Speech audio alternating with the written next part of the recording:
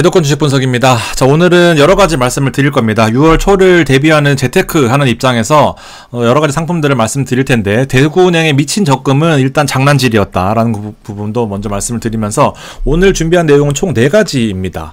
리츠가 아무래도 최근 들어서 투자할 곳이 마땅치 않은 분들한테는 가장 좋은 수단이 될 것 같다라는 말씀을 드리고 싶고요. 그 다음 발행어음 업데이트, 그 다음에 원금보장되는 ELB, 여러분들 은행 가시면 바보 됩니다. 무조건 ELB를 하셔야 되는데, 아무래도 ELB가 최근에 인기를 좀 많이 얻다 보니까 금융상품들에 대한 그 스펙트럼이 좀 좁아졌어요. 키움만 대세적으로 좀 하고 있는 상태고, 나머지 증권사들은 조금 몸을 사리는 듯한 모습입니다. 대구은행 적금의 실체까지 마지막으로 파헤쳐 드리면서 오늘 시간 마무리할 텐데요. 자, 제가 계속해서 말씀드리는 게 바로 이 캔들스퀘어 리츠입니다. 4,500원대부터 말씀드리고 있는데 벌써 4,800원입니다. 여러분들, 리츠는 기본적으로 배당을 재원으로 타겟으로 주식을 매수하시면 됩니다.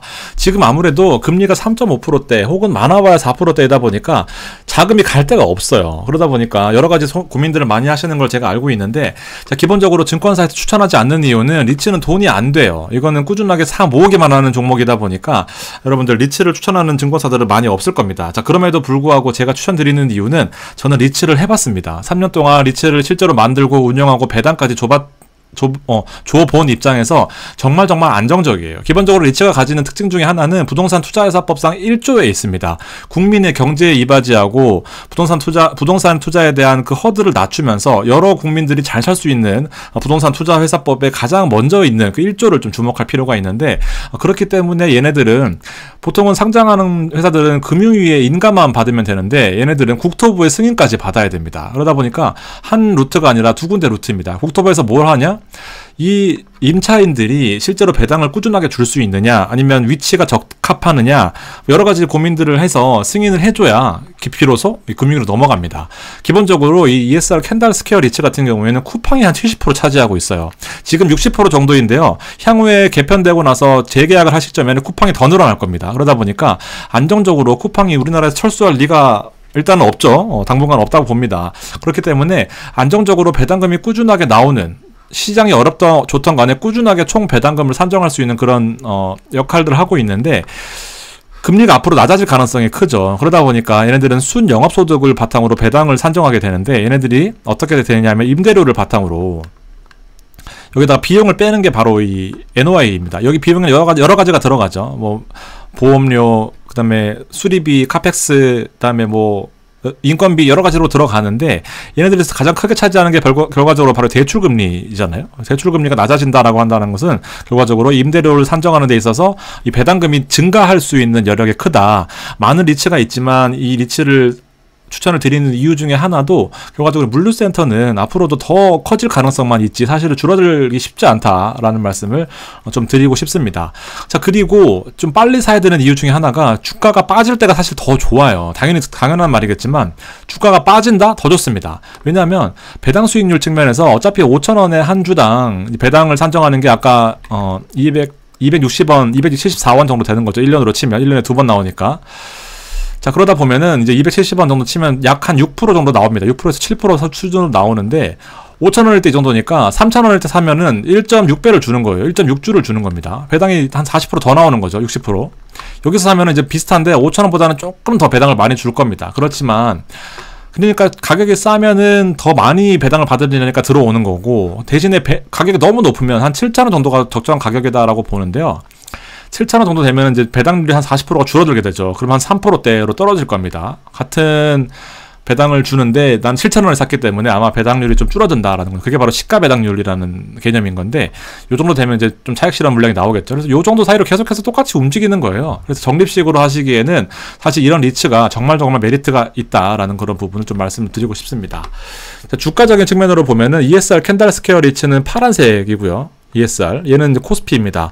당연히 코스피가 좋을 때는 뭐 배당보다는 주가 상승이 더 크다 보니까 더 좋았겠지만, 현재같이 코스피가 고점에서 이 똥을 싸고 있을 때는 이런 말 하면 안 되는데, 이 코스피가 고점에서 이 저항받고 있을 때는 사실은 이런 배당주가 훨씬 더 좋은 메리트를 가지고 있다라는 거죠. 지금 ESR 캔들리스틱 스퀘어이 지금 빠지긴커녕 오히려 고점을 테스트하고 있는 상황입니다. 5,000원 넘어갈 가능성이 매우 커요. 호스피는 좀 지지부진한 모습 보여주고 있다 보니까 이런 리츠도 괜찮다. 금액이 크던 작던 여러 가지 고민들을 한꺼번에 해결해 줄 수 있는 게 여러분들 바로 이 리츠입니다. 리츠는 사실 괜찮은 상품이에요.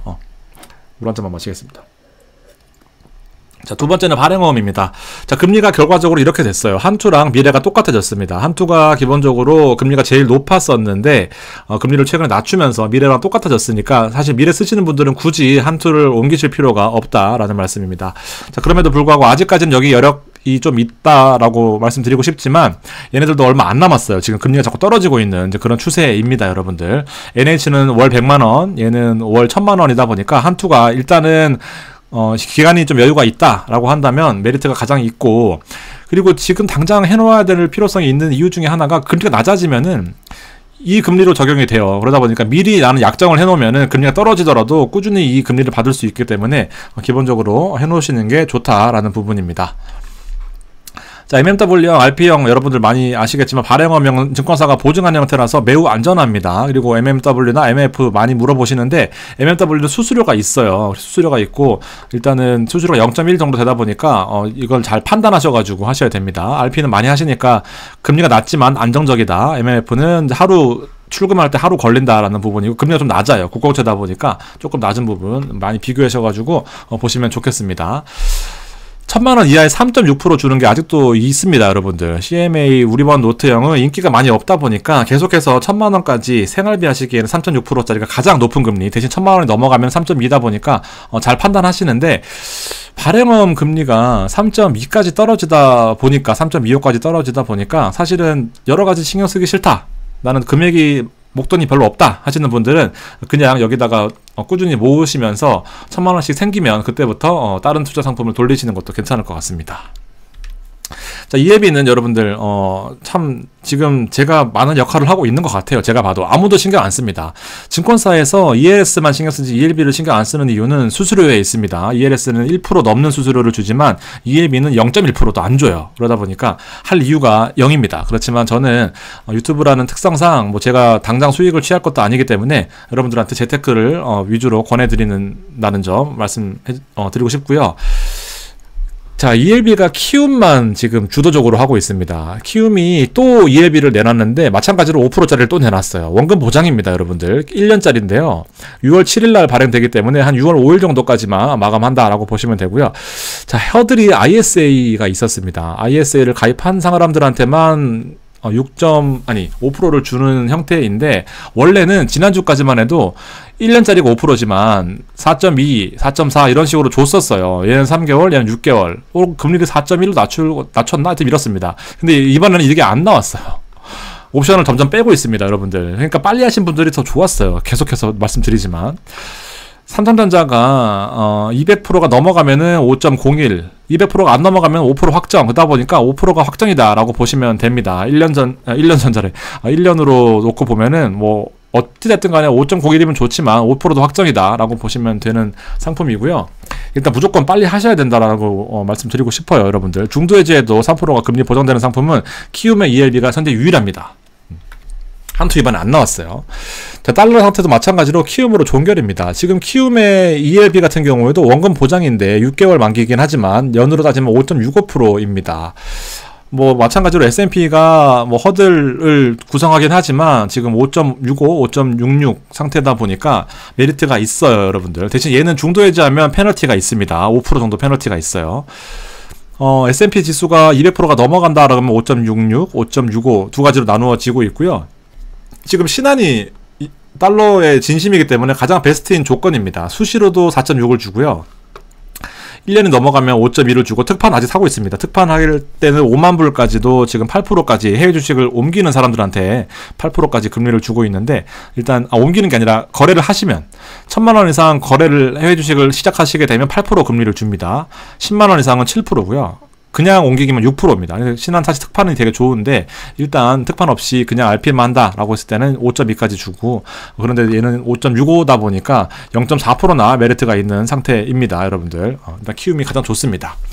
자, ELB 중에 또 키움에서 이런 니케이 하락에 베팅하는 ELB가 나왔습니다. 먼저 말씀드리면 니케이는 지금 고점 부근에서 조정받고 있는 상황이에요. 38,000인데요. 4만 찍고 나서 급격하게 하락하고 있는데 약간 멈춰있는 상태입니다.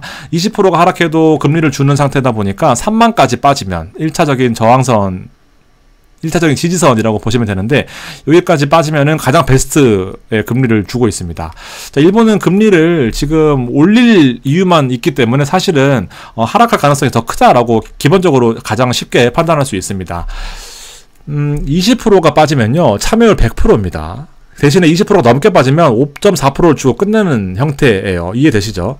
니케이 금리가 니케이 지수가 계속해서 오르고 있지만 20%가 빠지면은 가장 베스트로 20%가 빠지면 20%를 다 주는 형태인데, 20% 추가적으로 빠진다? 그러면 5.4%만 주고 일단 얘는 5.4% 확정금리다라고 보시면 됩니다. 다만 키움 ELB 니케이 같은 경우에는 금리가 빠져야지, 지수가 빠져야지 좋은 거예요. 지수가 오르면은 대신 0%고요. 지수가 빠졌을 경우에만 5.4% 혹은 20%까지 주는 형태다 보니까 지수가 올라버리면 일단 금리는 빵입니다. 대신에 원금은 보장되는 형태이고 만기에만 평가하기 때문에 약간 확률은 낮다라고 보시면 됩니다. 대신에 베팅 해볼만 하죠. 왜냐하면 S&P가 아니라 니케이이기 때문에 그렇습니다. 니케이는 일단 금리를 인상할 여력만 남아있기 때문에 생각보다 S&P보다 하락할 가능성이 더 큰데, S&P도 나와 있어요. 여러분들, S&P는 보시면은 하락할 가능성이 낮잖아요. 그러다 보니까 보상 수익률이 15%입니다.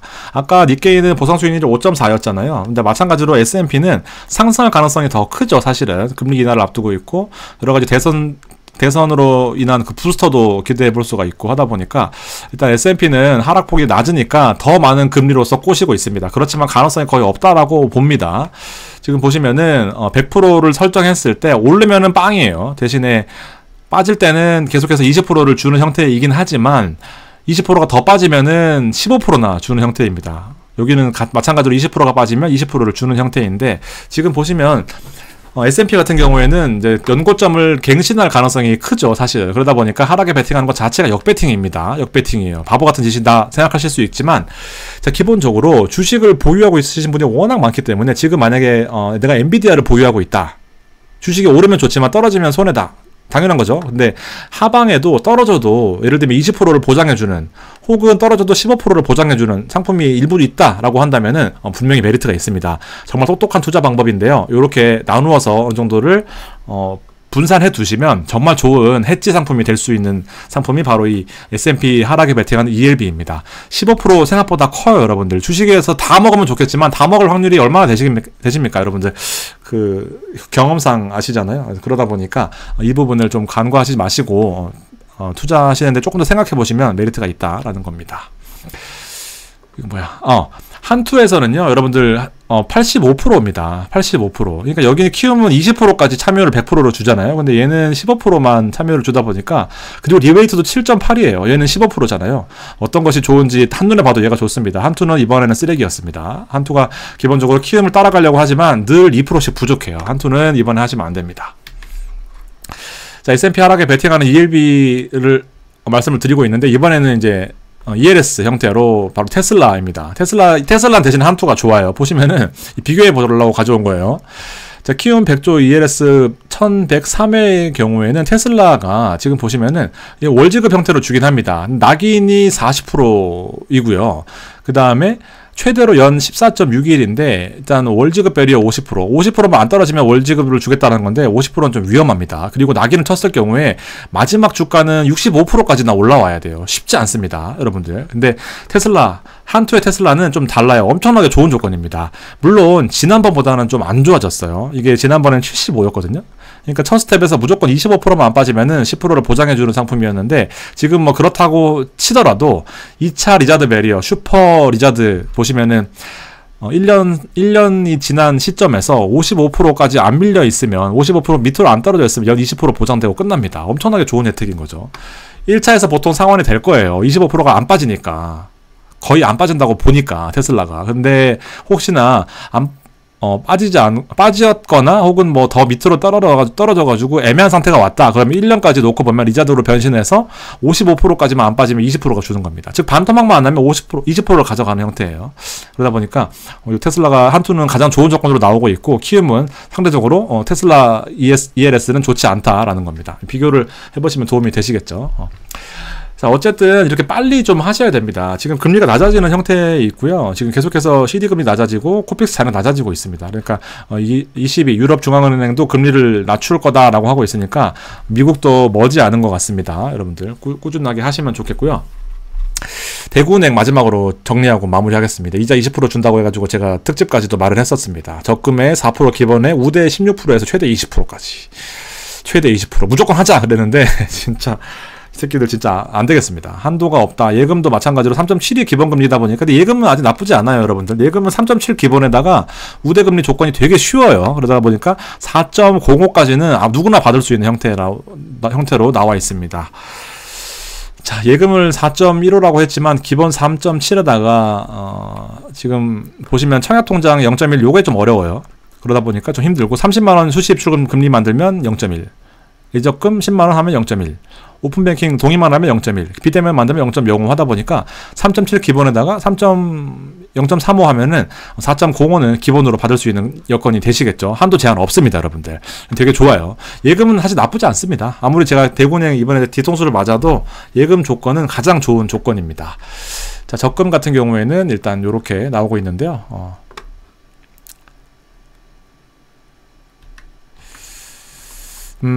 일단 요거는 제가 다음번에 다시 한번 말씀드릴게요. 너무 길어지다 보니까 약간 좀 어지러워졌습니다.